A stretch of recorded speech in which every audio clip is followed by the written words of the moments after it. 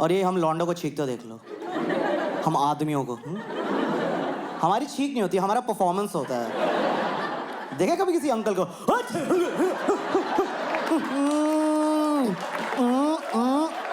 हरिओम माता रानी रक्षा करे।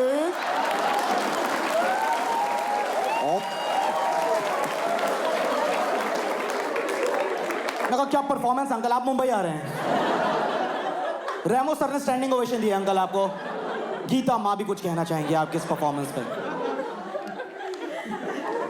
गीता माँ full senti हो रही है। मैं 20 साल से इस फील्ड में हूँ।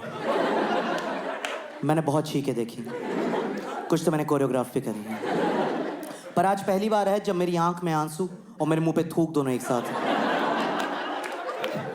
Your performance has touched me literally. ये देखिए आप, कम ऑन गिव मी अ हग। आप गीता के परवाने हैं।